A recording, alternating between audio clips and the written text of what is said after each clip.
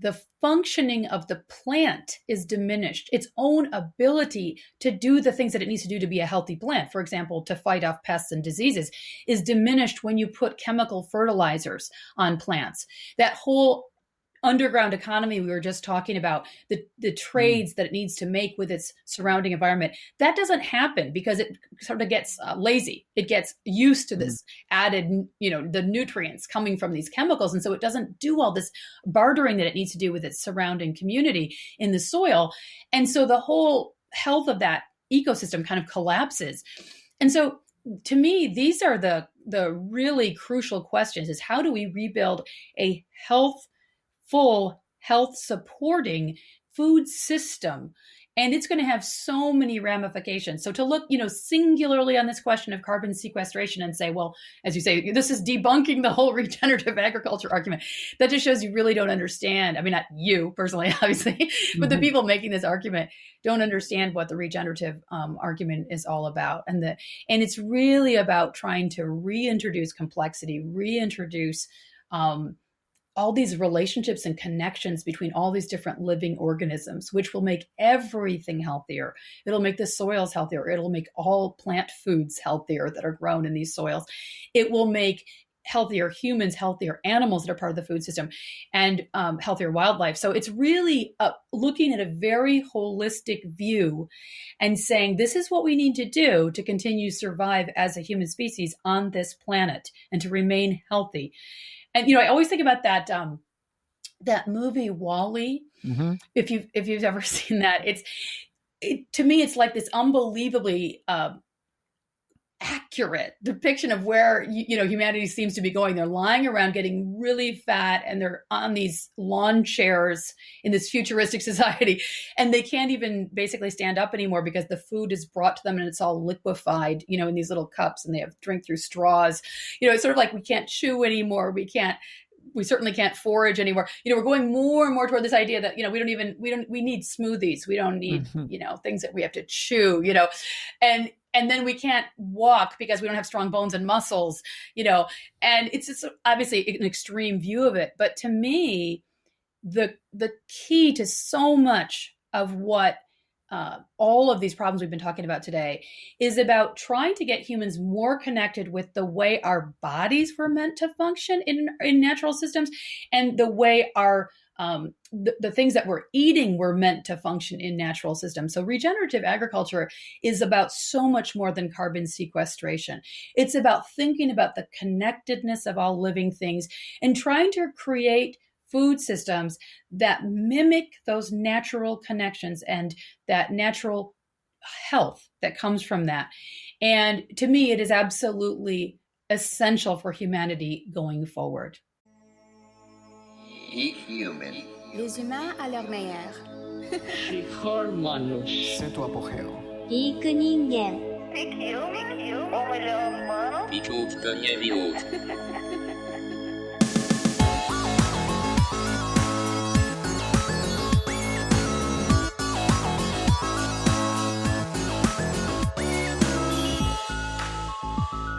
Welcome back, everyone. So sorry for the little break in action. I'm doing a lot of things these days. Some might say too many. We got back from filming on the East Coast at an amazing event with Dr. Bill Schindler at his food lab. You can watch the presentation by Dr. Kate Shanahan on the Food Lies YouTube channel. For new listeners, I'm Brian Sanders, and this was for my documentary Food Lies, and this film tour should be our last. We still don't have a release date for the film, but we're in post-production and are working on it daily. My guest today is the great Nicolette Hahn Niman, who is a California rancher, lawyer, and writer. She has authored 2 books about sustainable livestock farming, Righteous Porkchop, Finding a Life in Good Food Beyond Factory Farms, and Defending Beef, The Case for Sustainable Meat Production. I read her book years ago, but she's just releasing a new and improved version that I got her pre-release copy of. It is available July 13th, but you can pre-order it on chelseagreen.com. Find the link in the show notes. She's a really interesting person who has a great voice sticking up for beef and sustainable ag. She also has an interesting story about her own relationship with beef that we cover at the end.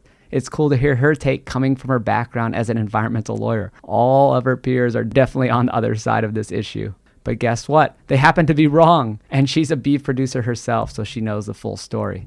I also happen to be somewhat of a beef producer with my company Nose to Tail. Years after learning of the superior nutrition of red meat and other animal foods, I decided to partner with some great ranchers and get quality products out to the United States. You can find us at nosetotale.org. Our most popular product, which is in very high demand, is the primal ground beef with liver, heart, kidney, and spleen mixed in. Such an easy and delicious way to get the extra nutrition from the organ meats in your diet. Hopefully we're not sold out when you check us out. We also added a liver stick to our product line, which is under the biltong tab. Biltong is a traditional South African way of curing meat without any preservatives or sugar. The stick version of this is called Drovors. We just ran a second batch of this with liver mixed in. It's way better than our first test batch. It tastes really good and has a nice texture. It's almost impossible for me to come up with a healthier product that you can eat on the go. This is another limited run, so get it while you can at nosetotale.org. Check out the superb body care products made from beef tallow there, as well as our freshly ground seasonings to go with the meat. In other news, the Cows for Kids campaign is ending soon. Go to cowsforkids.com to pitch in some money for all of us to buy some cows for some of the villages in Africa we visited. Mary talked to the director of the Maasai school, and he was ecstatic to hear about the funds we are raising. He's going to make a whole event of it and is contacting some media outlets. There's also sapien.org for everything else. We have the program for people ready to change their life with diet and lifestyle, the Sapien Tribe, and more information on the Sapien diet. That's sapien.org. I'll stop talking now. Just go to sapien.org and check it all out. You can link to everything there, including the Food Lies Film website. Now, on to the show. Hello, Nicolette Hahn Niman. Thanks so much for joining me. How are you doing today? Doing well, thank you. Awesome. And where are you calling in from? I'm on a ranch just north of San Francisco in Marin County. We're right on the Pacific coast. That's great. It's a beautiful area. And Yes. you don't have great internet up there. I think it's lagging a little, but hopefully it'll be okay. Yeah, actually, we're part of that rural part of the country that the new infrastructure bill is designed to help. Even though we're only 12 miles away from San Francisco, we do not have good internet here, unfortunately. Well, we'll get through this. So I got a hold of the new edition of your book. I read the first one years ago, and now we got the new one. So what's new? What's different? It's called Defending Beef. Tell people a little bit about it who haven't heard of it. Yeah, well, I wrote the book. It came out about 5 years ago because I was, I had worked as an environmental lawyer and then I was working as a rancher. And I just kept hearing this idea over and over again from people I was talking to, whether I was, at the grocery store or at church or wherever. I would hear people suggesting that, sort of beef was the most problematic food. And I just kept thinking, wow, that is not the story that I see in my daily life or in my work as an environmental lawyer or as a person who's advocating for sustainable food systems. And so I thought specifically beef really needed its own defense. And I wrote it with kind of half of the book about the ecological side and half of it about the health side. And over the years, there's been so much new science coming out on these topics, both ends of that spectrum. And then also my own thinking was evolving. And I was hearing, more and more in the public conversation that was shifting. So the publisher actually came to me and said, can we get another version of this book out? And I thought, oh, yeah, sure. I'll just throw in some new studies. And then when it came to doing it, I ended up taking over a year to do the rewrite because I went literally line by line through the book. And there was hardly a single sentence that I didn't want to somewhat tweak or change because the whole emphasis of it has shifted and there's a lot of new data and research. So it's kind of updated and it's also nuanced in my view, a fairly significantly different way. And, we can talk about the details of that if you'd like. Absolutely. Yeah. I just started rereading it because I didn't know what was new. And it was awesome to just start rereading it, cover to cover. And I actually just got back up from the pool. I always read by the pool midday, get my vitamin D. And I just finished some great sections on studies, on some of the great studies that have come out. So we'll get into those later. But why don't you tell us a little bit more about your background? Environmental lawyer, you are part of a ranch, your family ranch, Niman Ranch. Yeah, well, I'm originally from Michigan, and I became a lawyer. And first, I was a prosecuting attorney, and then I worked for a law firm. And I was just really interested in environmental issues my whole life. I had been a biology major in college, so I had a strong science background. And I actually attended a talk by Robert F. Kennedy Jr., who's an environmental lawyer.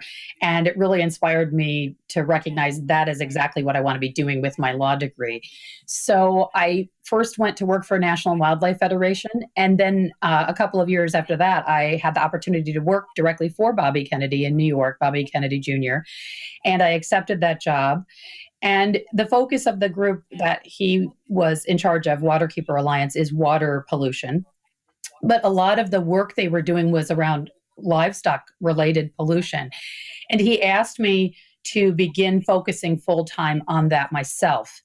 And I was a little bit hesitant to do it at first because I thought, well, this is just, one topic. I don't want to be narrow or, plus I knew it meant dealing with manure all the time, which didn't seem like that glamorous or interesting. But I began visiting communities first in North Carolina and then Missouri, where they were really affected by large scale livestock pollution. And I started realizing this was a huge issue that was affecting thousands of people and was affecting the entire food system and our environment. And nobody was really addressing it in any serious way.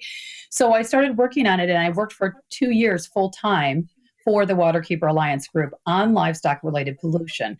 But during that time, I got more and more interested in that difference between well-raised animals and industrial production. And it sort of became a passion of mine that, we support good animal farming, but also we work to reform the industrial model. And I met Bill Niman, who's the founder of the Niman Ranch Network, which is several hundred farmers and ranchers that raise lamb and beef and pork animals. And we ended up getting married. There's a lot of backstory there, obviously, which I could go into if you want. But I moved from New York to California, where his ranch is. And he's originally from Minnesota, actually. So he's also a Midwesterner originally, but he's been here for a long time. And that was 18 years ago. And I started working on the ranch soon after I arrived here, and then just kind of helping out a little bit. And I got really interested in what we were doing here, and I got more and more involved in the ranch.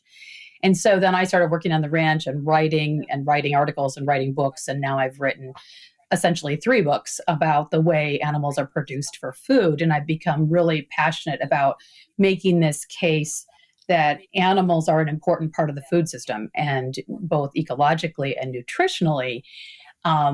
But the way much of the production is being done is really problematic. So I'm kind of making that, that argument that we need the animals, but we need to do it right. Yeah, do it better. Absolutely. It's all about the management of the cattle. It's not their fault. They're doing their thing. They're natural. They're part of nature. And this is great because I just did a presentation to Beef Australia. I did it remotely from this studio. And I had the same message. I was talking about nutritional side and environmental side. And I know you share the sentiment that they're not the problem, they're the solution. Yeah. And well, that's very surprising to some people who don't understand this stuff, because all they hear in the media is how bad they are. We need to stop eating meat, eat less meat, all this stuff. And it's entirely the wrong discussion. This discussion is about how we can better manage them, but also just about how they are the solution. So we're definitely going to get into the solution part, but let's start with why we thought they were bad in the first place. This is always interesting to me. And in your book, you talk about how it's starting in the 70s, like around 1970, the first Earth Day. I'll just throw in, I like to talk to guys like Dr. Gary Fettke and his wife about how it started much earlier with the Seventh-day Adventists and this religious influence and, this whole thing about the Garden of Eden diet. But we'll skip that part and jump straight into, say, Earth Day 1970. Yeah, well, I think that is kind of the moment when we began to lump cattle ranching and the raising of cattle for food in with industrial pollution, because there was that first Earth Day, and you literally had rivers in Ohio burning for days on end, and you had really serious environmental problems that began to be addressed. And even under President Nixon, the problems were so significant that even under a president that wasn't necessarily like strongly focused on the environment, it was a recognition that we needed to pass really serious environmental laws. So Clean Water Act, Clean Air Act, the Resource Conservation Recovery Act, kind of all the major federal environmental laws began to be crafted and passed around this time. And unfortunately, the idea that cattle were part of that group of polluters kind of got thrown in there by books like Diet for a Small Planet, which had some important points that it made, but it really went off the rails in that regard. And of course, that book also made the argument that was also beginning to be made that the world was a finite place, the resources were finite, and that essentially all animals, but especially cattle, were really taking too much resources, that it was something that we as a human race could not continue to raise for food and to consume because it was unethical to do so, because it was just taking too much of the world's resources. And that was kind of all beginning. This idea was really starting right around 1970. And the idea continued to grow in the decades after that, without, unfortunately, very good refutation of the argument by, the beef sector or the agricultural sector. In fact, I would even say to this day, they're not doing a very good job answering those arguments, which is why I had to step in. Well, that's awesome. I mean, I have to step in, and I feel like I'm just a guy who's, making a film and doing my thing. But, Beef Australia had me talk on this because there's not enough people talking about it. And actually, at the end of the presentation, the host asked me, why do you think this message isn't getting to the mainstream? Mm-hmm. And I think I had the answer. And it's because the profit is in the processing of food, standard foods, standard American diet type foods, all the sugar, flour, oil. That's where all the profit is taking cheap ingredients and making packaged foods. And there's no good profit in raising animals well. I have a company called Nose to Tail. I barely make any money. There's like no profit in selling well-raised beef. There's too much that goes into it. So if you don't have that profit, you can't pay all the marketing dollars. You can't pay the lobbyists. You can't pay for studies, all that stuff. So there's a huge agenda. What do you think about this?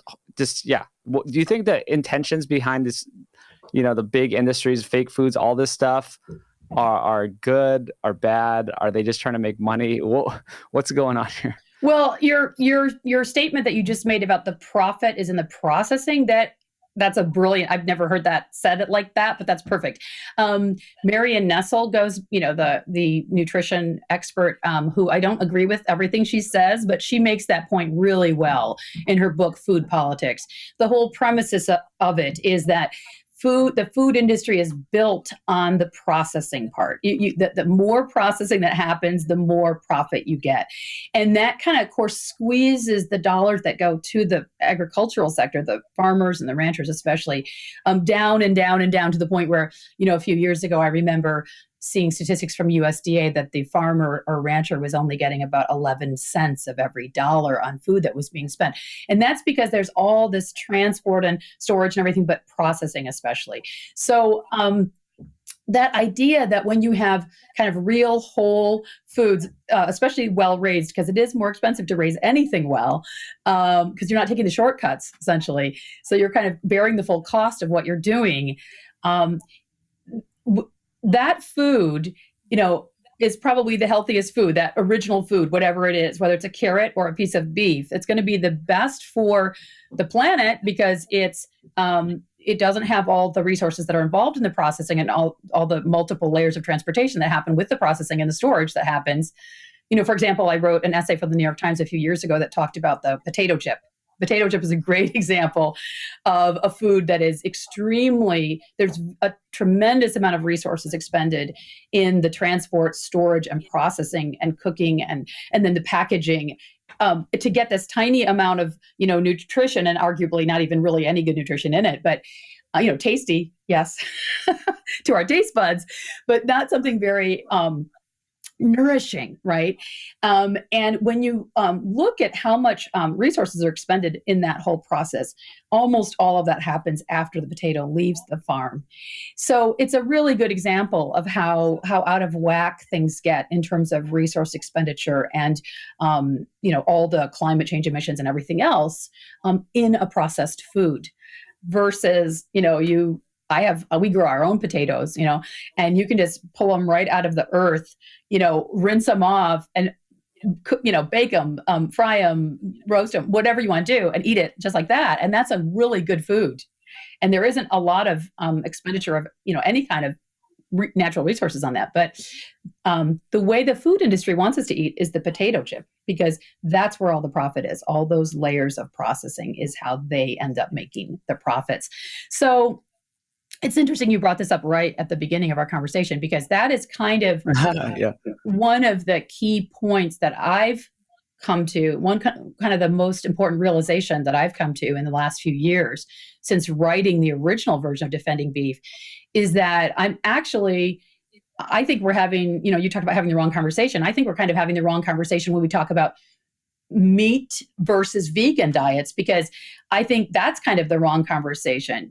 I think meat is an incredibly nourishing, wholesome food, but I also think you can probably be a healthy vegan, at least for most of your life, not necessarily as a child or as an older person. That's a whole nother topic to talk about, but you could probably be fairly healthy on a vegan diet.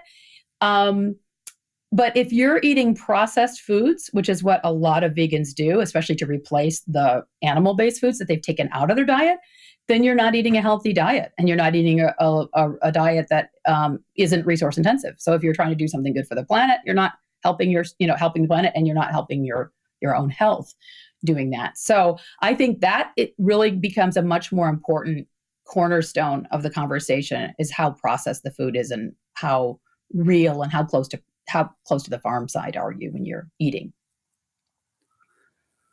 That's so true. So in my studies, ever since I started making this film, it's been 4 years, I've really gone into that rabbit hole as like the number one thing. It's the processing. It's a level of processing is the most important thing, because people can do well in all different diets. And I don't support a vegan diet actually at all. I won't make the caveat for, old people or young people. I just say, hey, I don't think it's human. And it requires all this supplementation. But anyway, it really comes down to the processing, and many diets can be fine if you just stick to the least processed foods. And I actually have to throw this in. I love this story. It's my one celebrity story I have. And it all came full circle because I was wondering where I got this stat from. And it's from you. And someone emailed me, where did you get this thing about potato chips being one of the highest, greenhouse gas emissions or whatever, worse for the environment? And I couldn't remember. So the story goes, I was playing basketball a couple of years ago in LA. And Woody Harrelson shows up. I have this gym where we always rent the gym. Someone was a producer, brought him, and we guarded each other. We had a blast. We played for 2 hours. And at the end, I didn't know he was sort of a plant-based guy. And I was talking about my film. I was so excited at Food Lies film and all this. And I was telling him and I told him, he was so interested in the potato chip thing. He was so interested, and he kept asking me questions about it. And I didn't have the reference, but I think I heard you on a podcast, years ago. So that's great. Yeah, that's great to know. I love that potato chip thing because it illustrates it so beautifully. And you're starting with a food that's really healthful, the potato. There's a great discussion about the potato in the 1493 book by Charles Mann, where he goes in tremendous detail about the potato's role around the world. And he makes the case that the potato was one of the reasons why the Irish, probably the primary reason why the Irish did better in the times of the plague in Europe, because the Irish were eating potatoes. And actually, it might not have been the plague, because that would have been earlier in history. But in any event, some major infectious disease that covered Europe, but very few people in Ireland died of it. And he attributes it to the potato nourishment. But then you take the potato chip, right, which starts with this nourishing food, but then it goes through all these steps of processing. And it shows how you end up with something that doesn't have the nourishment, is very resource intensive, isn't healthy at all. And and yet it's still vegan. So it's just that whole dichotomy about vegan versus, omnivore or carnivore or whatever. A lot of it it's not even a sensible conversation.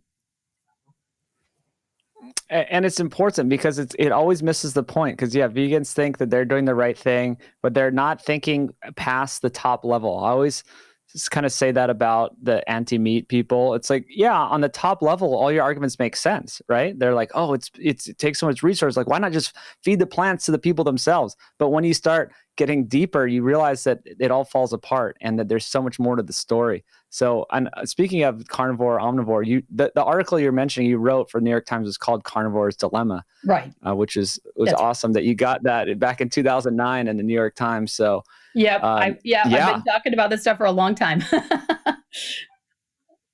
That is so awesome. Well, let's jump in. Let's start. I like to start with why we, after you said why we started thinking meat was bad in the 70s, it moves all the way up to the Livestock's Long Shadow, which was the report that the whole vegan film Cowspiracy was based on. Yeah. So maybe you could jump in and talk about that. Yeah. So a few years ago, there was a report, I think it originally came out in late 2016. There was a report that suggested that, it would have been, sorry, that's wrong. 2006. God, it's funny how time is just flying past. It might be 2016 because Cowspiracy. Oh, wait. No, yeah, they took maybe 2012. The op-ed that I wrote I'd guess was in response to the FAO, the Livestock Long Shadow. So it's 2006. Wow, a whole decade has flown by. So it's been a while since this original report came out from the Food and Agricultural Organization of the United Nations. And it was basically arguing, it's ironically, like you said, it's the foundation of the movie Cowspiracy, which is a vegan advocacy piece. But the purpose of that Livestock's Long Shadow actually was not to argue for veganism at all. It was to argue that we need to move away from extensive grazing livestock and move it more towards concentrated industrial production of animals like chickens and pigs. So that's part of the irony of the whole, the trajectory of what happened with that Livestock's Long Shadow report. But basically, it was looking at it. This was a report that attempted to look at the life cycle of animal-based agriculture and compare it to other, sources of food, and made the argument that there was a disproportionate environmental impact from animals, but especially from cattle. And then it even put in the press release, it said that there was more climate change emissions that were coming from cattle production than from all of the transportation sector combined. So that was very splashy. It got a lot of press attention right out of the gate, and it led to a lot of reaction. And in fact, that was what prompted me to write that Carnivore's Dilemma op-ed for the New York Times that you just talked about. And it led to a lot of other things, like the film that you referenced and many other things. But it was kind of the beginning of that next stage of the conversation. It was focusing the particular indictment was the climate change impact. Now, one of the most important things to recognize about it is that very soon after it was published, there were some really serious criticisms of that statement that the transportation sector is actually a smaller emitter than the livestock sector, because the methodology was totally different that was being done for the two numbers that were being compared. And the authors of the report acknowledged that that was a mistake and that they should never have said that. And yet that still gets said over and over again in, films and in articles and books, and even places like the New York Times editorial page will say that. So, just one of the little tidbits that's important to debunk is the fact that that's absolutely not true. There was a subsequent report, and they said 18% of global warming gases were from the livestock sector. Now, a couple of years later, that figure was reevaluated by the Food and Agriculture Organization, and they downwardly revised it to 14.5%, which is still a pretty big number. But they also acknowledged when they did that even that figure might be too high, because they were not including any of the other impacts that were beneficial from a climate change perspective of the livestock sector. So they themselves said there could be a pretty significant offset if we actually considered, for example, carbon sequestration in this figure. There are other ways that livestock can improve the total greenhouse gas emissions. So it was just one of them, but they mentioned specifically carbon sequestration and said this could be a substantial offset to this number. So that 14.5% number we know is probably the highest possible figure. And when you're talking about the US specifically, the number is even quite a bit lower. For the US, the Environmental Protection Agency says all of agriculture is about 10% of our greenhouse gas emissions. And of that, the ruminant animals like cattle are only a small portion of that. So the total emissions in the United States that are attributed to cattle and all other ruminants is between 2 and 3%. So it's just very important to start right off with the clarification of those figures. And unlike the people that, have done some of these splashy movies that are very, fact free, I've actually read all these reports, and I've looked at them at length and many, many other studies and articles, and I understand the science behind them. And so I can tell you that, that popularly used figure that it's, more than half or it's 18%, or those are all way overblown and they're not correct. Wow. Well, look what happens when you go beneath the surface. Really, if you really look at it, it's 2 to 3%, and these figures are wildly off. And of course, if you include all these things, I think you mentioned the book, they didn't put in carbon sequestration because they didn't even know how to measure it, right? It's like, well, now we have so many more studies and we're figuring it out. Yeah. And the other point that I think is just really important whenever you're talking about anything, not just beef, but whenever you're looking at, or agriculture, especially because agriculture is so site specific. So the whole problem with all of these studies, and again, whether you're talking about carrots or soy or beef, all of them are inherently flawed because what they do to come up with these figures is they take a few examples, they'll look at a farm in one place or another place, and then they'll study whatever metric they're looking at, whether it's soil erosion or carbon sequestration or, whatever they're trying to focus on. And then they'll generalize from those few specific locations. And by the way, you might be hearing a goose in the background, and that is our goose. It's our orphan wild goose that we raised that lives in our yard. So don't worry, nothing bad is happening out there. He's just letting his voice be heard. You may not be hearing it, but if you are, that's what that is. Okay.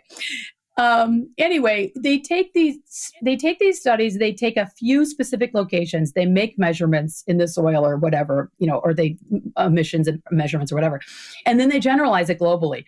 And it's really, really inaccurate, hyper inaccurate, because, as I've talked to people, I'm originally from Michigan, as I mentioned, and I'm now living in California. And especially here in California, even there are gardening books that tell you what you can raise, what fruits and vegetables and stuff you can raise in different regions where you live.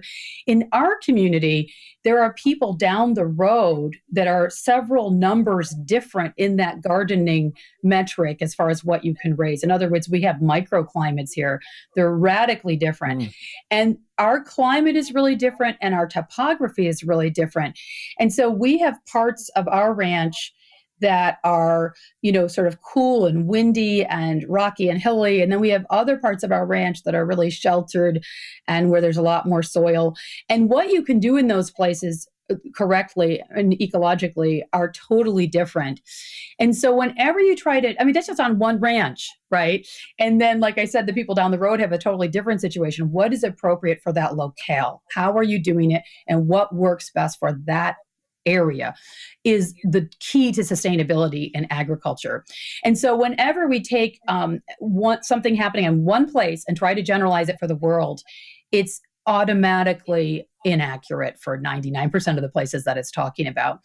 And when they take these numbers, especially if you have an advocacy group that's creating a report with a particular narrative that they want to support, they will take sort of worst case scenarios typically, and then they will generalize that. And so you can look at this question of cattle's impact in all different kinds of metrics, and you can look at bad examples in places where it's inappropriate to raise cattle and being done in inappropriate ways, and then generalize that and make it look like it's a very dismal picture indeed. And in fact, the key to sustainability is for people to look at what's working in their region, what works with their topography, their climate, their rainfall, their heat level, whatever, and to adapt that and work with the natural systems that are there. The author who wrote The Call of the Reed Warbler, a book, Charles Massey, a book that I wrote the foreword for a couple of years ago, he talks about this idea as landscape function, understanding what the land, wherever you are, was intended to be doing in terms of the water courses that occurred there naturally, the soil types, the wind, the weather, whatever, and adapting your operation to those. And when you do that, you will actually the natural environment will naturally flourish because you're enabling the soil to work properly, the hydrology to work properly, the wildlife to live properly. And he gives examples from all over Australia, actually, you were just talking about Australia, of where that's been done. And he describes driving through Australian landscapes that were basically almost looking like deserts, and then getting to these kind of holistically managed operations that look like oases in the middle of it because they're following these principles. So I always just want to also put that footnote out there whenever we're talking about these big global studies about agriculture. They are inherently really inaccurate, and we need to just have that understanding whenever we talk about these figures. That's a really good point. Yeah. And people like to misuse data, and everyone Yes. kind of cherry picks their data. But I mean, there's this big agenda. I don't know if you want to comment on that at all.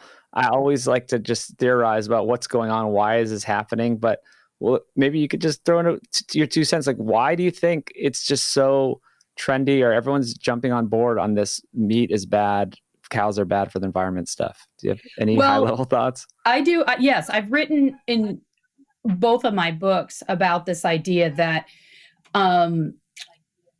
we're a species that obviously is part of nature and is of nature. And up until pretty recently, we were in nature all the time. And then, we began, 10 to 12,000 years ago, being settled in settled communities. And we had agriculture, which enabled people to stay put rather than moving around and gathering and hunting and moving with wild animal herds and so forth. And, we've gotten more and more, as we've gotten more settled, and we've become less and less connected in our, and especially obviously in places like the United States, where it's a highly industrialized society. And, I lived in New York for 5 years, so I really saw this there. There were people that I interacted with daily who had never really spent time out in nature. And, especially people that were kind of born and raised in large urban areas in the United States. And the just really basic aspects of how nature functions were not familiar to them. And I've had this happen here as well, since I've been living here for the last 18 years. We'll have visitors come here. There'll be chefs from the city, or children from the city, or adults from the city. They're, sometimes writers, or they're sometimes chefs, or just friends or relatives. And I'll just be talking about the most basic aspects of how nature works, and I'll realize that they don't know these things. And so I think that goes back, the sort of rise of the idea that veganism is a good thing, I think is really closely connected to this disconnect from nature. And that when you're like we are, we have 2 young sons, one is 7 and one is 12 now. And we're out there with them every day, and they are seeing not just what's happening with our own animals that we're raising for food, but they're seeing, everything from crickets and snakes and ospreys and owls and ravens, and they're seeing hunting happening. They're seeing injuries to wild animals. They're seeing, I like to tell a story of how I I was taking my firstborn son when he was less than a year old. I used to take him every day to go see this nest of owls that we had on the ranch, and we were really enjoying watching the process, And one day I took him there, and he was in a wagon, and I was pulling the wagon, and there was a dead owlet lying on the ground. We've been looking at these little fledglings every day, and it was like, oh my God, I was like, oh no, there's a dead owlet lying there. What do I do? Because he hadn't seen it. So I'm sort of like, do I just kind of move this aside with my foot and not show it to him? Because it could be really upsetting. He's only a year old, And I thought, nope, this is my job, as a parent. So I picked up the owlet. I showed it to him. We discussed what had happened. Probably we didn't know for sure why the owlet wasn't alive anymore, but we had a whole conversation about it. And it was kind of at that moment that I said, yes, I am going to do this. I'm not going to shield my children. I always had that idea, but I was putting it in practice, like I'm going to show them the messiness and the sadness and the tragedy that's actually out there every day in nature. And we're going to experience predation and illness and loss. And, we regularly see, I just saw one yesterday, an egg, a baby bird that had fallen out of its nest, maybe trying to fledge, maybe before it was even fully hatched. I don't know, but it was like a not fully formed baby bird on the ground. They see this every day here. And so I think they're sort of growing up with this understanding and appreciation that humans are just one small piece of nature and part of these bigger cycles of life and, sort of growth and birth and decay and injury and illness and dying and ultimately returning to the earth. And this is just really fundamental for how we are living here on this ranch and how humans always lived until very recently. But I think that now that we're living mostly in cities, also suburbs as well, and we're on concrete most of the time, concrete or asphalt or, whatever, or maybe very manicured gardens, or, yards, but we're not really out in that messiness of nature, that complexity and diversity and that, the drama of what really happens every day in the natural world. And so I think we have a harder time now seeing ourselves as part of that picture. And so there's a fictional narrative that has started that we cannot be part of that. We can avoid contributing to death or suffering if we don't eat meat or other animals that are raised for food. And to me, there's no truth in that. I have a garden, a vegetable garden, and I have an orchard. And I know that my activities in those places does, incalculable death to the animals that would normally be living there if it were just a totally wild place. And, so as much as I'm killing the things in my vegetable garden, I don't use any chemicals or anything. I'm not talking about that. I'm just talking about the activity of clearing that spot and putting my seeds in and continually pulling out weeds or removing pests. That's all destructive as well. And we tell ourselves a lie that we are not causing any killing if we're just not, eating a vegan diet. It's just not true.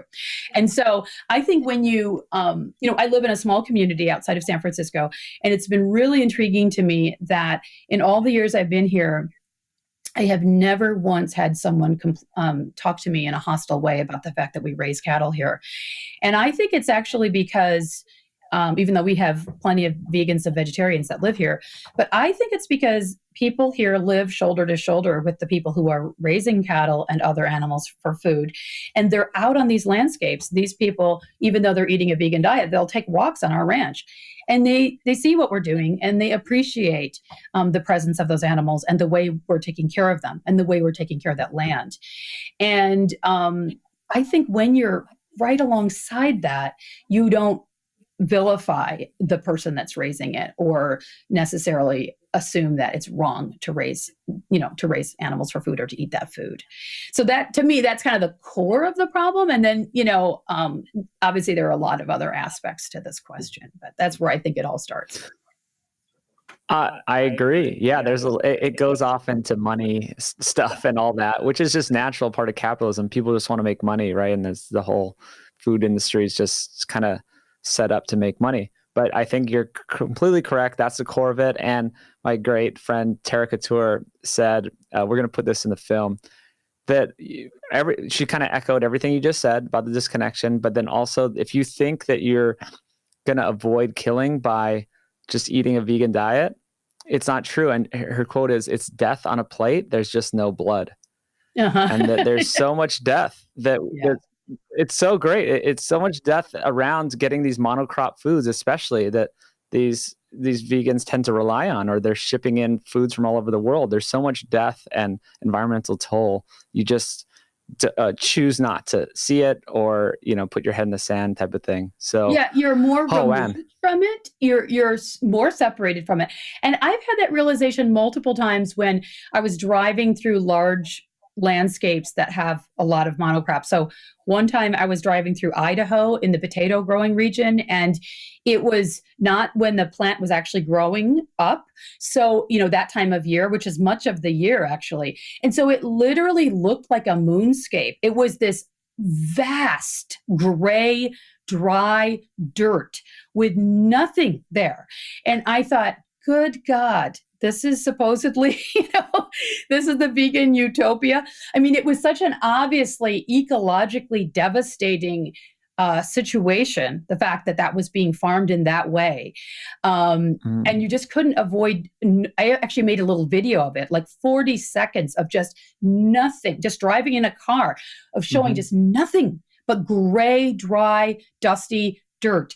And I'm not saying people shouldn't eat potatoes, but the reality of what that farm, that way of raising that food means for the ecosystem is completely ignored by people that claim that the whole problem is all about having animals in the food system.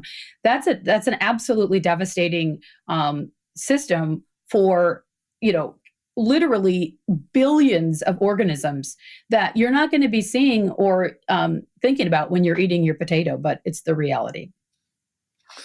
It's so true. And yeah, speaking of animals, there's a great stat in your book about that there's actually a 14% reduction in large animals in the past century. That we used to have all these big animals. Most people know we used to have tens of millions of buffalo and bison, roaming the range and all this stuff. And since our food system has moved towards these, chicken and pigs or pork, we've actually decreased the amount of ruminants, and we're in the same situation. So let's start getting into these numbers. You have so much great ammo with all these statistics and studies and this and that. I don't know if you can just spout them all off here, but let's just get into some harder numbers here. Yeah. Well, I don't know the numbers off the top of my head. I always, have all my notes and my data in front of me when I'm writing. But I can say this, what I did is I didn't rely on any secondary information. I went and looked directly at all of the USDA, the Department of Agriculture records for, the past century and a half, basically. And I looked at all of the numbers for how many animals were in the country at various points in history. And the thing that really shocked me when I started doing this several years ago was how I had in my own head the same narrative that just about everybody you talk to thinks, which is that we've just had sort of more and more animals on the landscape. It's kind of like this rising number, and that's why there's this rising ecological toll. Well, that is absolutely untrue for the United States. If you look globally, that's kind of a somewhat different conversation. But if you talk about the US or North America, the numbers of animals on the land has actually declined, the number of large animals. So we've actually increased pretty dramatically the number of chickens and turkeys that we're raising for food. They're all being, when I say we, I mean America. We're raising them in these large, extremely concentrated confinement systems. And so a typical poultry house will have, over 100,000 birds in it.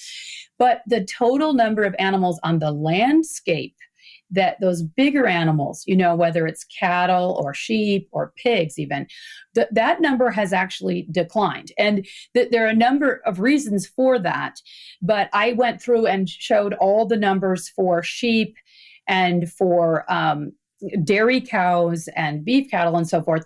And I showed how the total number has gone down significantly 14% sounds right. I didn't remember it off the top of my head, but when you added up all these different species, especially when you include, I included in there the large animals that were being used for work on farms, because they used to have a lot of animals that were pulling tractors or pulling plows, I should say, and then that was replaced by the tractor. And so when you look at all that population of large animals, that's actually a lower number now than it was 100 years ago. So it's part of the sort of the fictional narrative that's out there about, the impact of our food system and the impact of our dietary choices. And we're sort of told, like the earth is just groaning with all these large animals that we're now raising, all these cattle. Well, actually, the number's gone down. And, so that corresponds as well to what's happening on our plate. And we're sort of told that we're just eating sort of bigger and bigger portions of meat. We're eating more of it. We're eating a lot more animal fat. That is all untrue. And, you've obviously talked about this in your other podcasts with your other guests, but we as a nation, there was a bit of a peak in kind of the 1970s and 80s. That's true. It did go up for a little while, but overall, if you look at a longer term trajectory of our dietary patterns in the country, it's been fairly steady. And if you compare how we're eating red meat and whole eggs, butter, whole milk, all that, and total amount of animal fat compared to like 100 years ago, it's actually lower on all of those categories. And so again, this idea that our sort of modern diet, which is heavy in meat, heavy in animal fat, that's the cause of these, this rise of diet-related diseases. The data absolutely does not support that. When you actually look at the original data about both the numbers of animals on the landscape, that has not gone up the way people think. And it also is not true about our consumption patterns. And so this whole narrative collapses immediately when you just look at the raw data. That's a perfect ending. I was sitting here thinking it's dead in the water. Their theories are dead in the water. You can't you can try to show the correlations, like, oh, look at this and this, but maybe they try to always suggest mechanisms like, oh, it's because of TMAO or IGF-1. Right. They get into the weeds about meat and this. And I'm like, okay, you're getting into the weeds. It's not true, but I can see that you're grasping at straws trying to make these correlations. But if we want to talk correlations, your theory doesn't work, because if you're talking about the emission side, it's growing. We know that it's growing, and we know that in the U.S. the herd is decreasing. And I use this study. I have some charts in my slides, nosetotale.org/beef. I put all these slides in. A lot of the supporting data will be there. It was for the beef presentation I did, but it all will stand for this discussion. So you can see this data here. And worldwide, it's actually very stable. So the worldwide herd is very stable.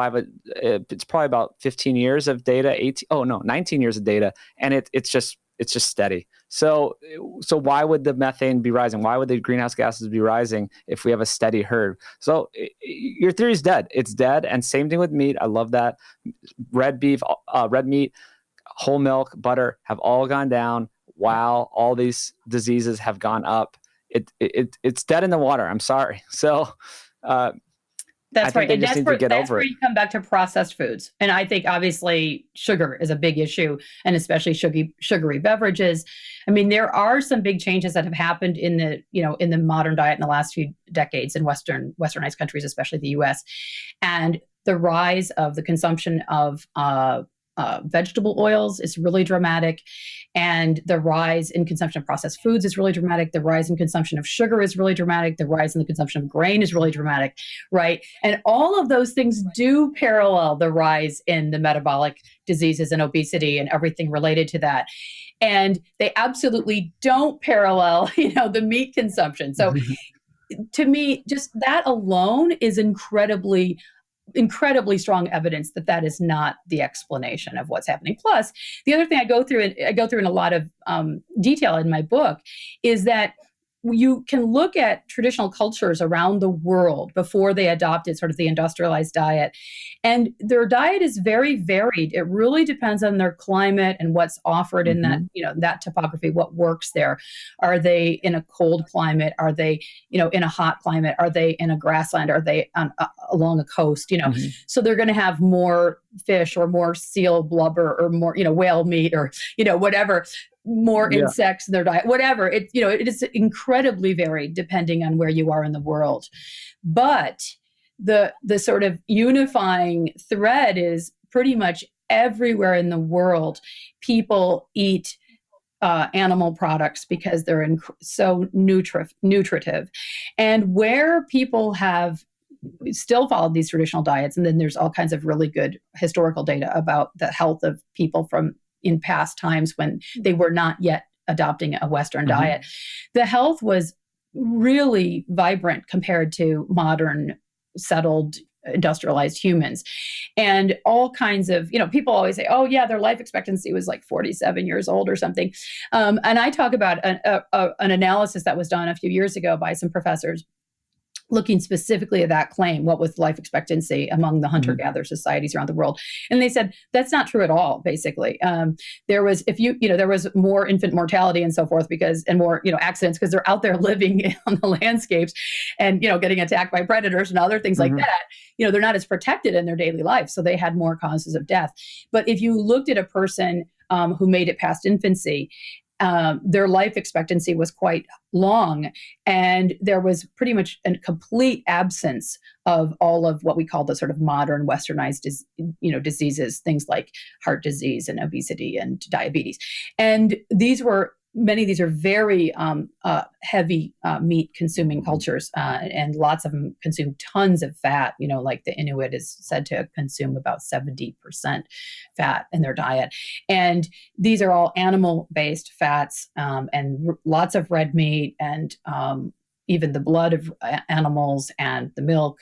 And there's no presence of any of these diseases that we routinely connect in sort of modern Western culture to those foods. So it's just illogical. I mean, there, as you said, when you talk about TMAO, there are so many, sort of novel theories all the time. And I feel sort of the same way. It's sort of like grasping at straws, like, oh, okay, it's okay. It isn't the fat. We were wrong about that.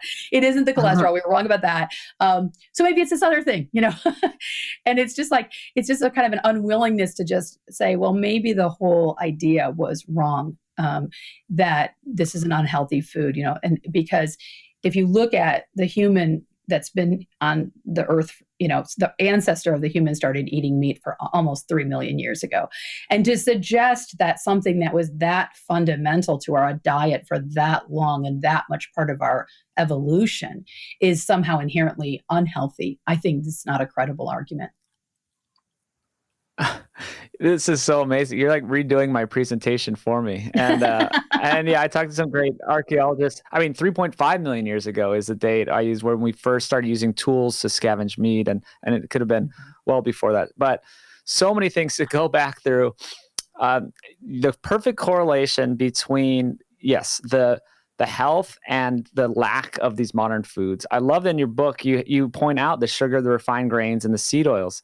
These are the same things that I cover in the film. We call them the SAD 3. These are, the standard American diet, the SAD 3. You can even name them the seed oils, added sugar, deficient grains. These are these three things. And these are the real culprits. These are what we should be talking about.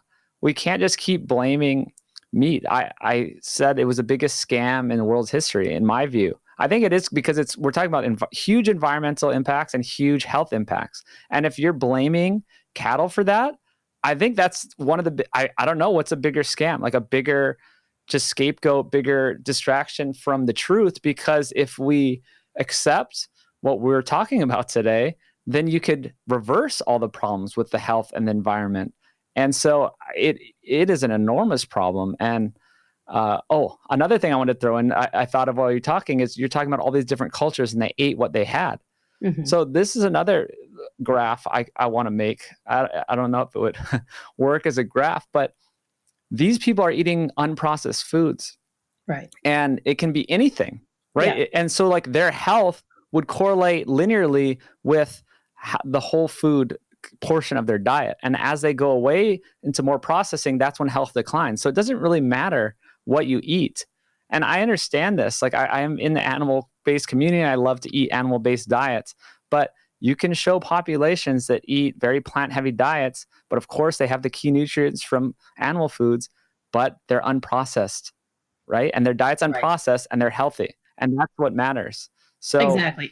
Which is why that whole sort of food pyramid or my plate, telling you that you have to eat this to be healthy is kind of right. right again from its foundations, it's not really a solid idea because the human diet. I mean, I think I quote in my book from Michael Pollan's work where he says, I'm trying to remember the number off the top of my head. I think it's 80,000 different substances that humans have been shown to consume as food around the world historically, and it's obvious that there's not a single formula for healthy living. But what's also obvious is that when you look at cultures around the world, sort of the further away you get from that diet that is really varied and connected to the sort of real, and it's foraged or hunted or whatever, and it's close to the source, that's where you start to see the dramatic rise in all of these diseases. And to go back to your point for a minute about the money, the food industry doesn't want to talk about any of this because processed food is incredibly reliant on grain and sugar and soy and a soy isolate and all these other, sort of processed ingredients. And so if we start talking about the fact that the processing is really the key problem, it attacks the entire food industry almost. And so it's absolutely in the food industry's interest not to have us thinking about this. It's so big. And I have to tack on one more thing too. When we're talking about the correlations, I just remembered this point. Correlation does not equal causation, right? We know that. But it can, right? We can have things correlated and they can be causative. But the amazing thing about correlation is it's great at proving non-causation, right? So if you think that, something like red meat causes cancer, yet it goes down as cancer rates go up, that is a very, very strong thing that can disprove. So maybe it can't prove it because you can show that any two things correlate really, well, not any two things, but there's a lot of spurious correlations. There's a whole website about it, but it's correlations are great for disproving causation. And that's what we have with environment and with health. And I'll try to throw out some of these numbers for you from your book and see, because I want to go more into these details of just emissions. We could do emissions, soil, water. Those are kind of the big three things. And with soil, I like you have this guy Randall Reeder, who is a Ohio State University agriculture engineer. If all the land farmed around the world was in no-till, we could probably reverse climate change. And I love that. There's a lot of people talking about this sentiment that this is the solution and that we can put carbon back in the soil. So maybe you could talk about no-till. I did a podcast with, Gabe Brown. I know in the book you mentioned David Montgomery. I had an interview with him. He wrote Soil Erosion of Civilizations.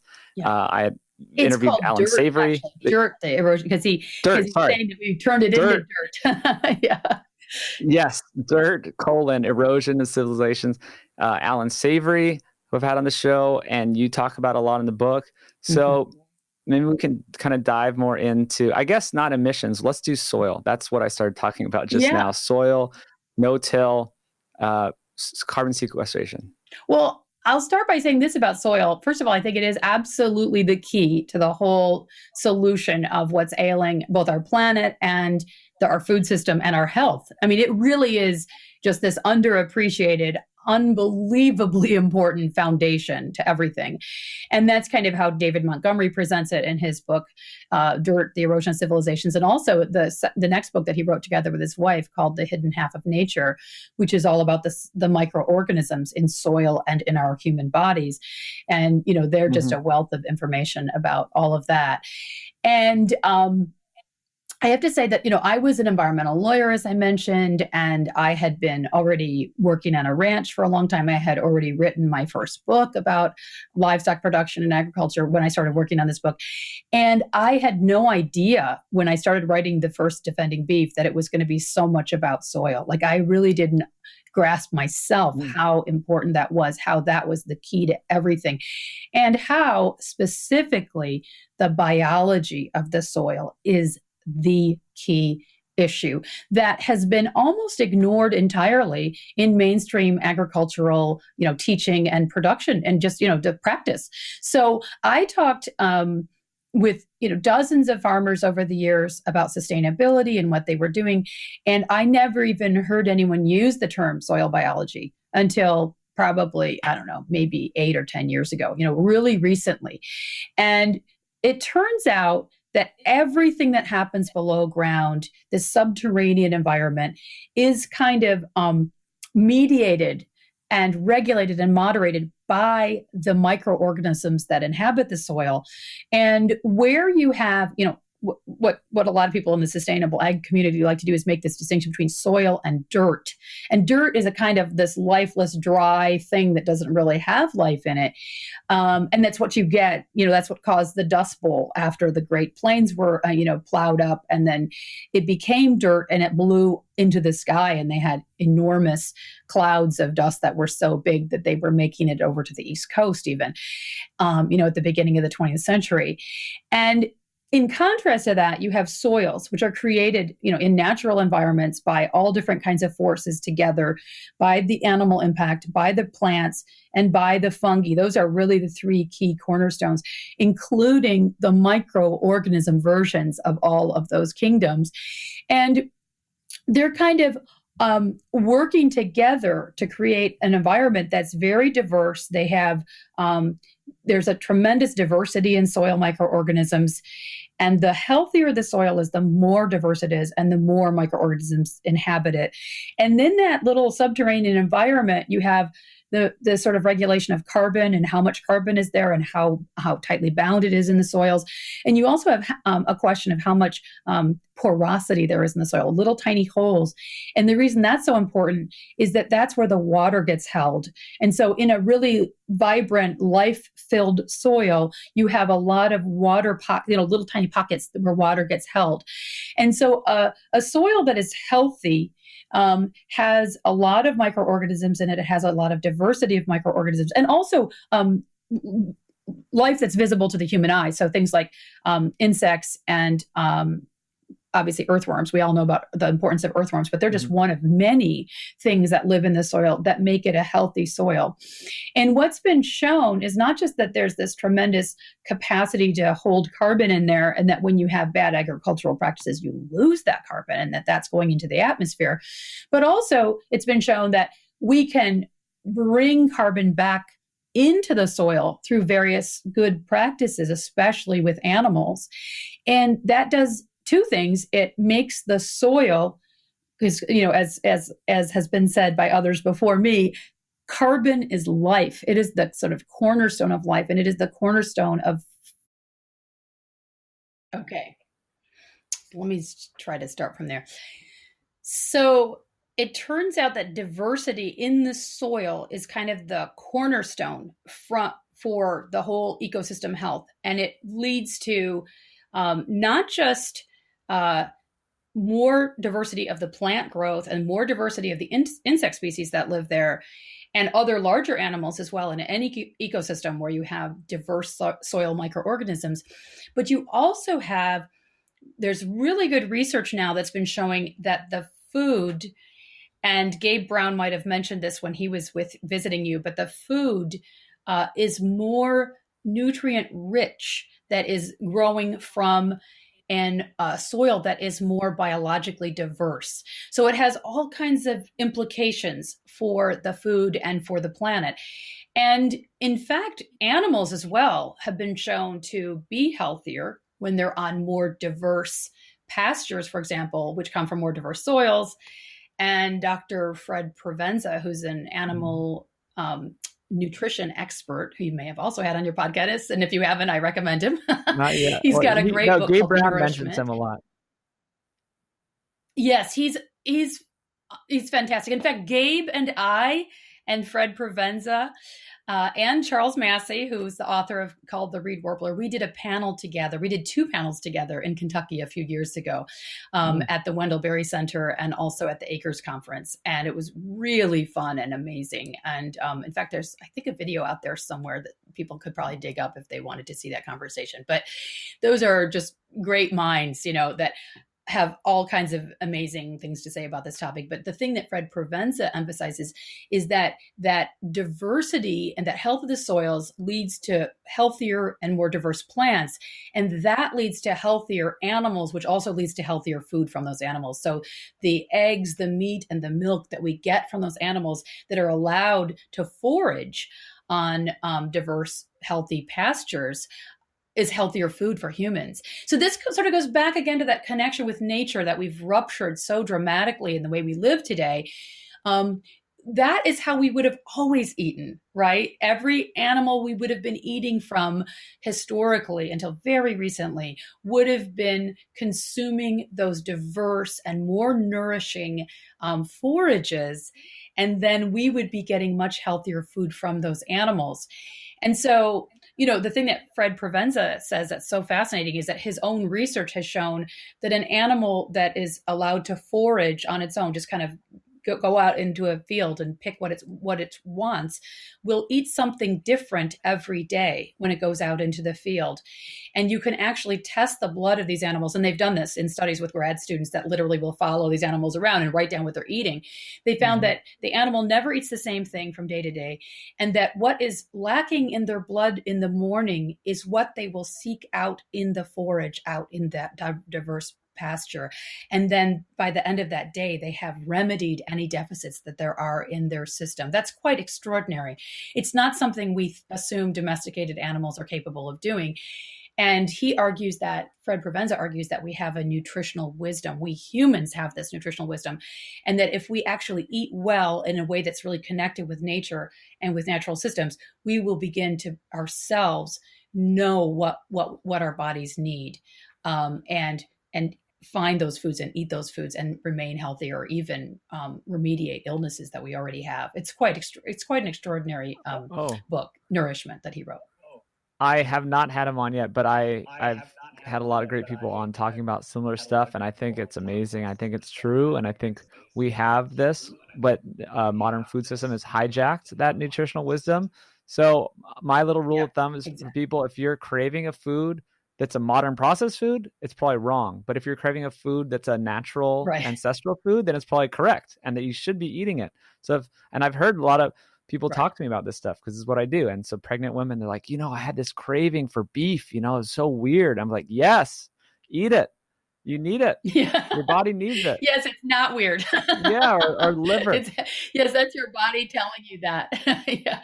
Yeah, and I agree with you. It's important to make that distinction because the food industry is extremely adept at knowing what our impulses and our instincts tell us about what, for example, this idea that sweetness is an indicator of ripeness and goodness in nature, because there's no known food that's poisonous that is really sweet. But at the same time, and if it's ripe, that's when it's the sweetest and that's when it's the most nourishing. Okay. But you can take sweetness and add it to, virtually anything you want, whether it's a salad dressing or a cookie, and get people to, it sort of does that same thing to the taste buds, but it's not at all the same food. And it's not the same kind of indicator for your body about its healthfulness. So it's a really deliberate, process that food companies have gone through to figure out what appeals to people's taste buds and what makes you think it's a healthy, nourishing food. And it's kind of tricking you, hijacking, as you said, your senses. So that's a very important distinction. It's very important. Very important. We should jump back into the soil health. I think we could wrap it up. Maybe you could talk about mycorrhizal fungi. And I love how you kind of talk about it in the book. It's like this barter system. This is the stuff that people, I guess normal people just don't really think about, but it's super interesting. It's like, I want to see one of those TV shows, you see the nature documentaries, and just, I want to have this explained in a very visual way. So maybe you could give it a try.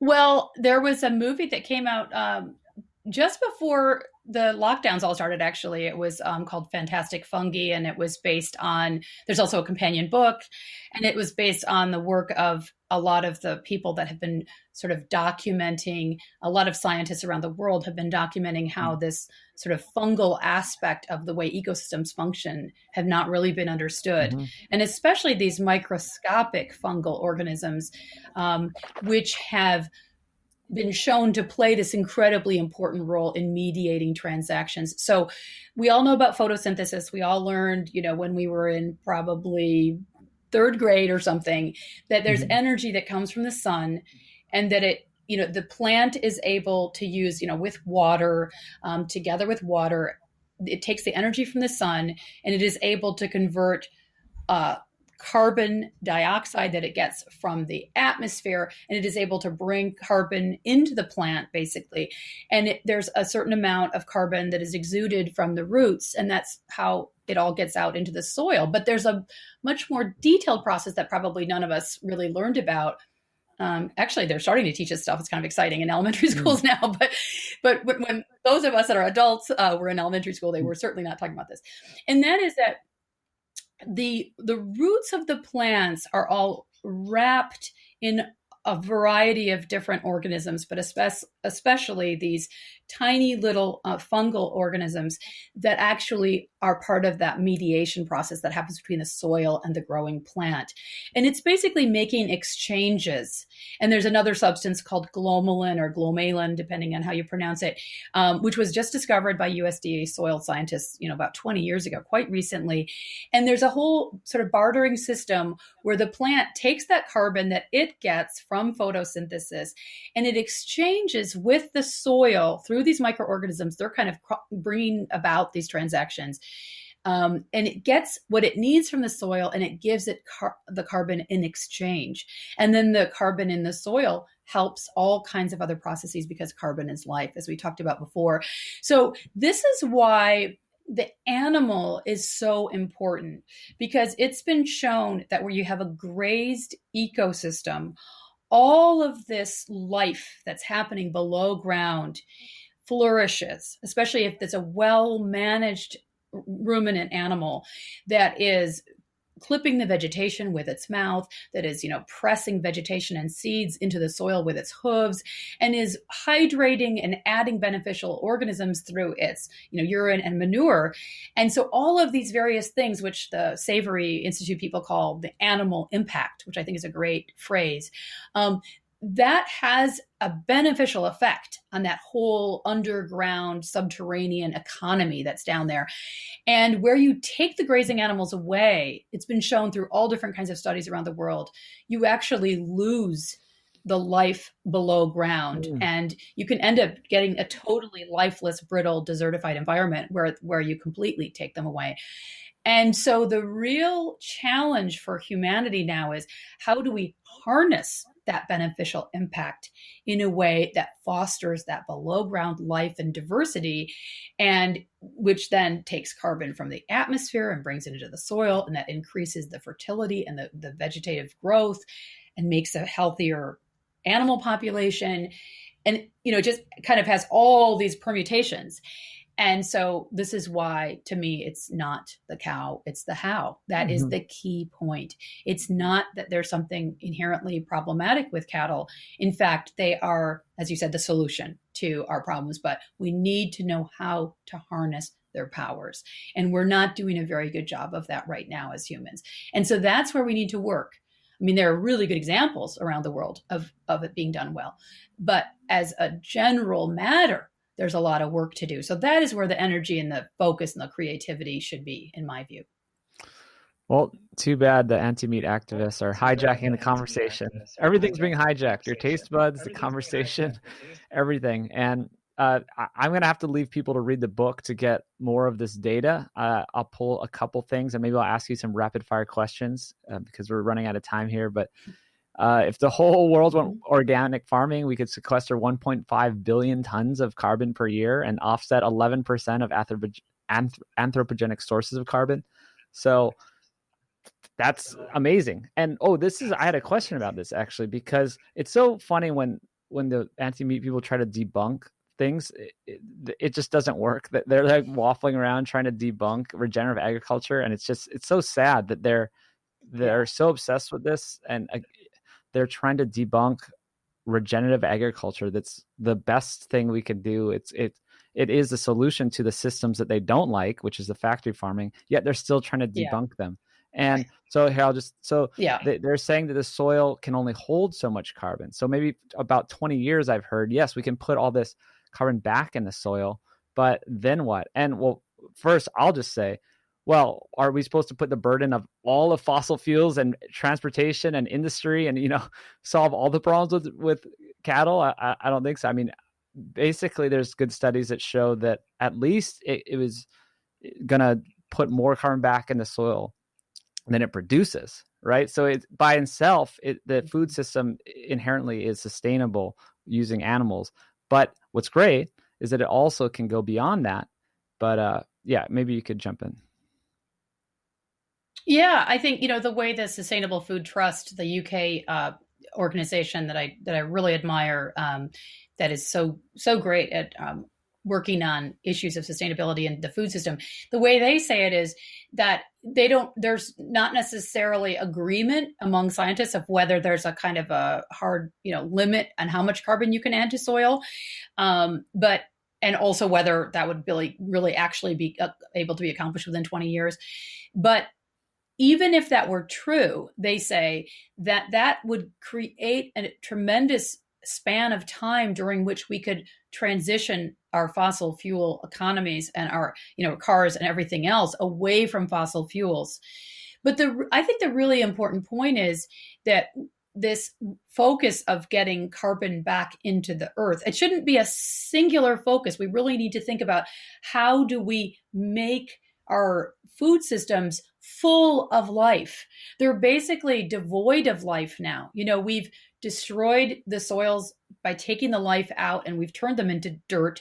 I mean, there's some really good soil research from USDA soil scientist Dr. Christine Nichols. She's not there anymore, but she was at the USDA when she did this research.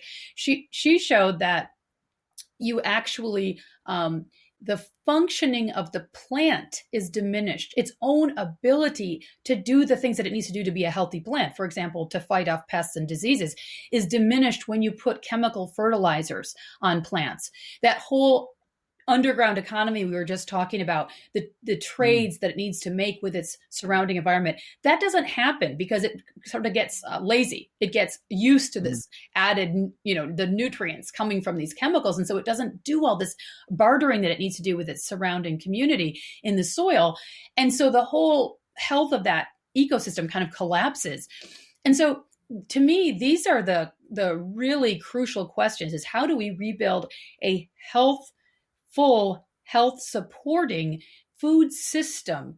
And it's going to have so many ramifications. So to look, singularly on this question of carbon sequestration and say, well, as you say, this is debunking the whole regenerative agriculture argument, that just shows you really don't understand. I mean, not you personally, obviously, but the people making this argument don't understand what the regenerative argument is all about. And it's really about trying to reintroduce complexity, reintroduce all these relationships and connections between all these different living organisms, which will make everything healthier.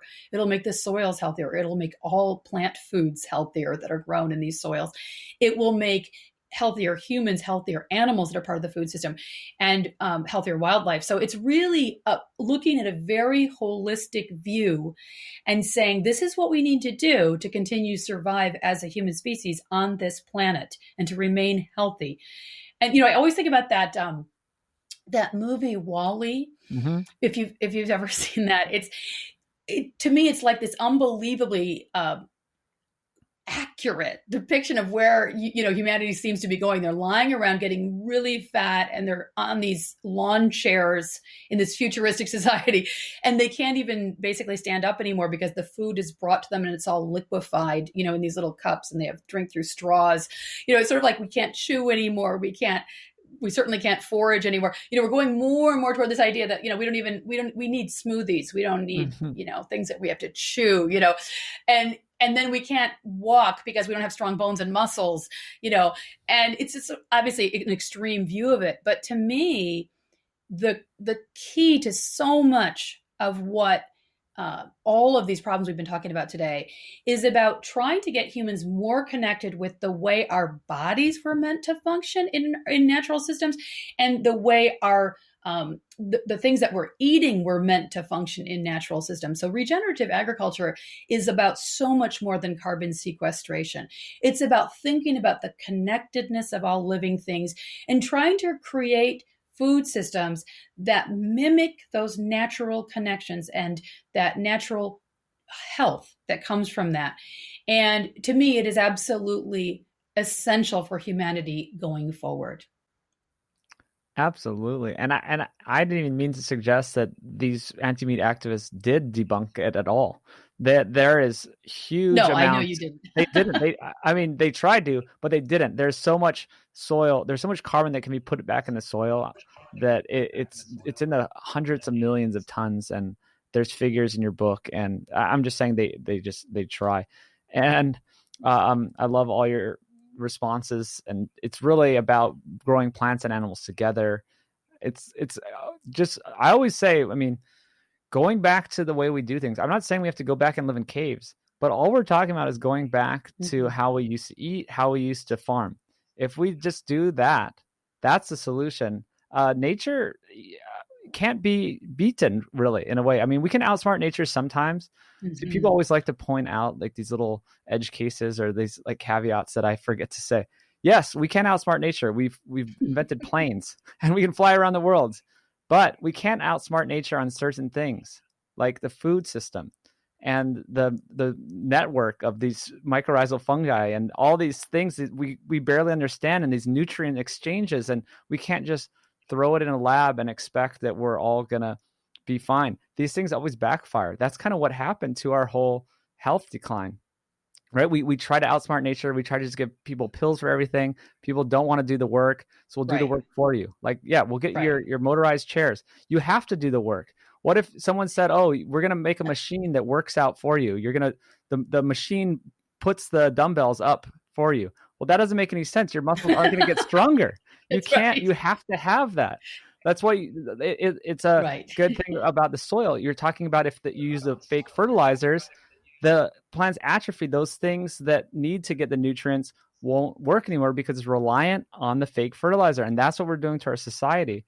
And so the solution is we need to kind of go back to the way we did things. Doesn't mean we can't also have a great TV and you can watch, I don't watch much TV, but watch an hour a day. That's great. It's fun. It's awesome. We have great technology. We're not living in caves, but you have to realize that some things can't be hacked. Nature can't be always hacked. So, oh man, do you have any more thoughts on this before my last question for you? No, I just really agree with everything you just said. I have two kids, as I mentioned, and this is the kind of stuff I'm talking about with them all the time. Like, my son who's 12, we've been riding bikes since he was an infant. He sat on the front of my bike, and, I wanted him to be comfortable and love riding out on a bike. And as soon as the e-bike started being really popular, especially in the, in the pandemic, he's like, well, I want an e-bike. I'm like, nope.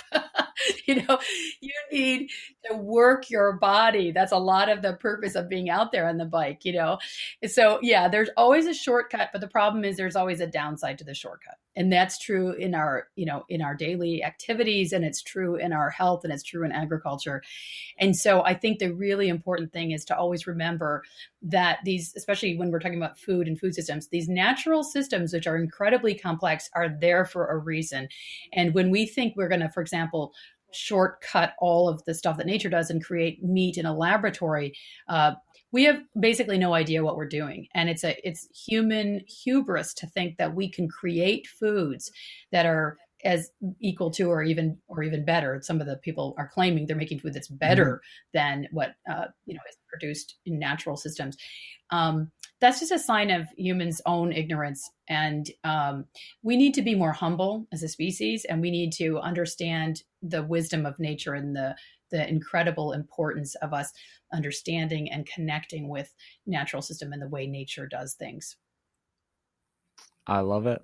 And now for my last question, this might be throw you off a little. Well, as of the writing of your first book, you did not eat red meat yet.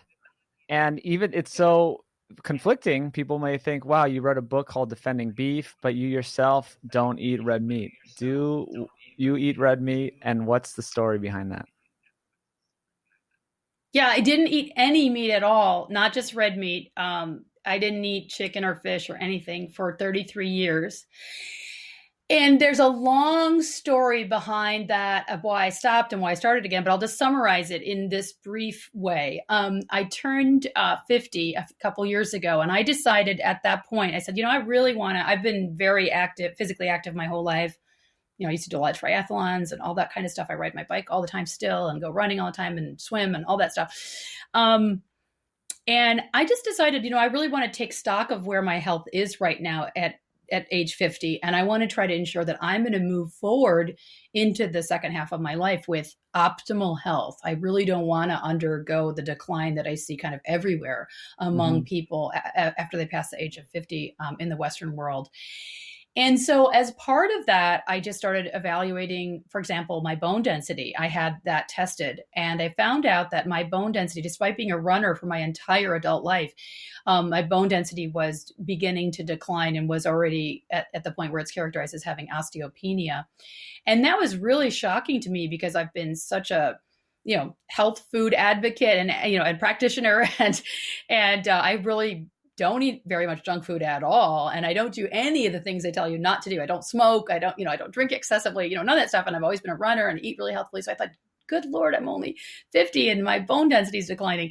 And one of the things I realized is I actually read 2 books about osteoporosis. And I realized that there's a tremendous connection between diet and osteoporosis. And it's not just about calcium, which is the main thing people think about, but it's really about your muscle mass.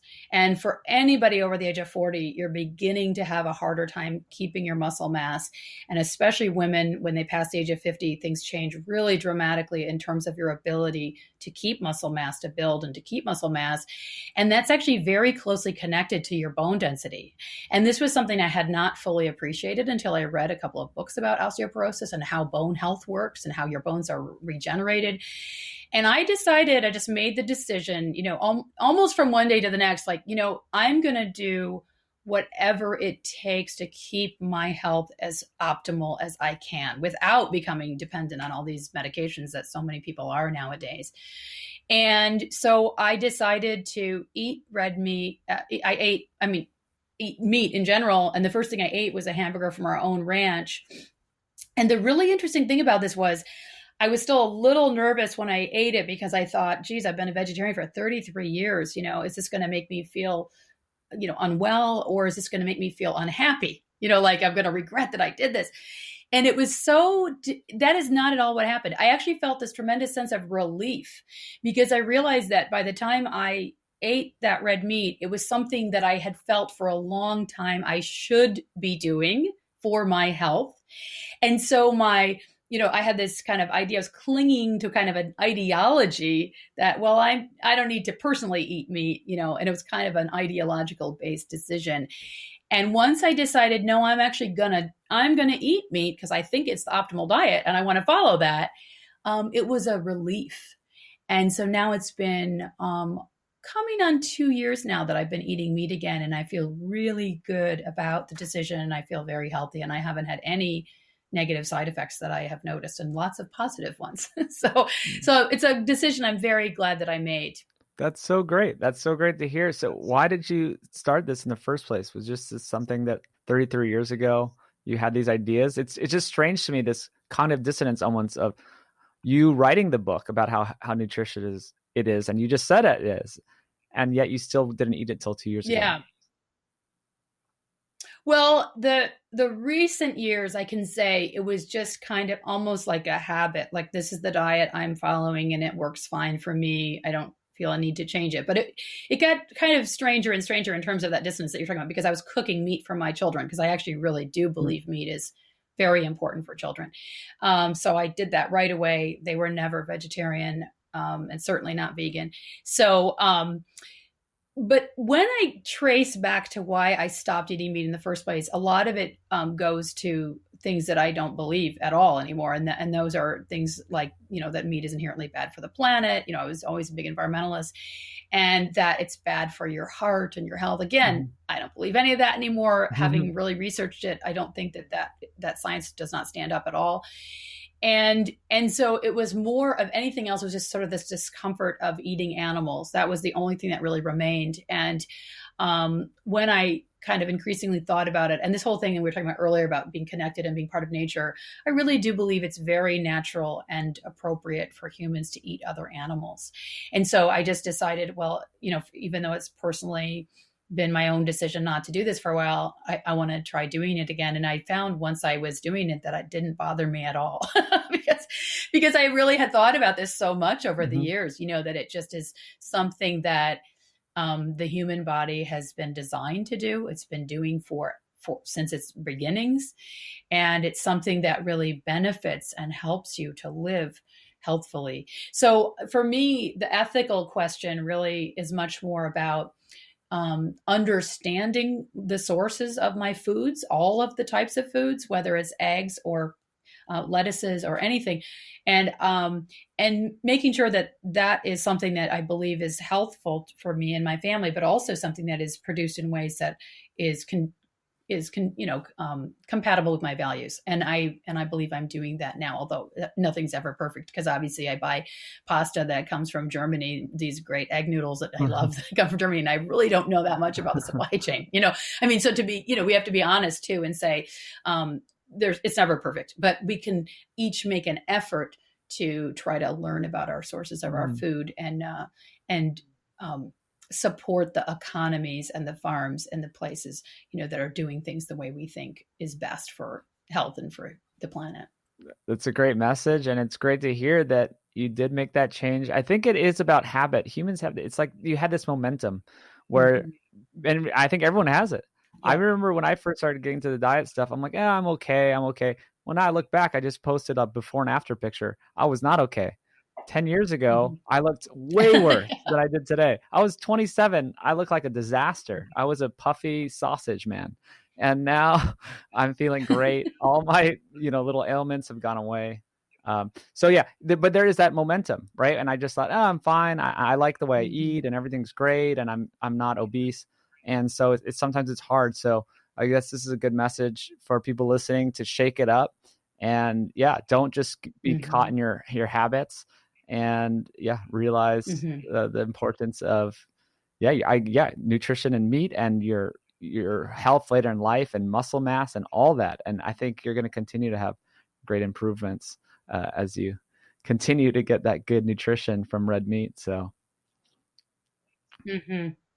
I think so too. And I really, to be honest with you, I really enjoy eating the meat, and it's added a layer of pleasure in my life that wasn't there for 33 years. And I'm really glad it's back there because, I grew up eating meat, and it doesn't just connect me with my childhood and all those memories, but it's something that, I'm making the recipes that my mother used to make and my grandmother had made before my mom. And, I feel like I'm part of this cultural tradition as well. And I just enjoy the smells and the tastes. And, I think it's important in life to enjoy the good things that are around us and to appreciate the beauty and to be grateful and not think of, virtue as equaling deprivation. It's, especially nowadays, the COVID times when we've all had so much stress and things that are, unusual. I think having really nourishing foods that make us feel good and that we really enjoy eating is a really good thing to do. Especially if they happen to be nutritious as well. I love it. All right. So defending beef. Defending beef, the new and improved version. Where can people find you, or what else do you want to throw out there? Well, the book you can get it directly from Chelsea Green Publishing, which is the publisher who I love. They do, all books about sustainable living. They're a fantastic publisher. And then, of course, it's on Amazon. And then, certainly people can ask their local bookstore to order it as well, which would be great. or your library. I want people to read it even more than I care whether they buy it. So ask your library to get a copy of it if you don't want to buy it, which is certainly understandable. And it will also be available in the a digital format as well. But it can be pre-ordered now, but it's coming out in July. Oh yeah, I have an advanced copy. That's right. But you can still you can still find the old copy. You're one of the lucky ones. Yeah, wow, I'm special. You can, also find you on Twitter. I do remember seeing some tweets from you. So you are on Twitter. Mm-hmm. Yes, there's Defending Beef on Twitter. There's Defending Beef Facebook. And those are really resources. They're not really about promoting the book. They're much more about promoting these ideas that we've been discussing today about regenerative agriculture, about healthy food, about healthy food systems, about eating well. Sometimes we even have things up there about how to cook your steak or whatever. It's pretty varied content, but it's all about this idea that really pretty much everything we've been talking about today. This is the content of these. These social media outlets. So those are good places to go if you have interest in what we've been talking about. Great stuff. I'll link to it in the notes. Thank you so much. And maybe we'll talk again sometime. Well, it's been my pleasure. Thank you so much for having me. Absolutely. All right. Thanks for listening, everyone. Thanks for sharing with a friend. Please give the podcast a review on the podcast app or iTunes. Go to sapien.org to check out everything, including Food Lies, the film. You can still put in money and get the perks and get a pre-order copy. Nosethetail.org for all the meat, the liver sticks, the seasonings, the body care. And cowsforkids.com, cows4kids.com to pitch in the group funding of animals that we're getting to the villages in Africa so the school kids can get some much needed sustainable animal nutrition from milk and eggs and the meat. So thanks for listening, everyone. We'll be back soon for another great episode. Take care.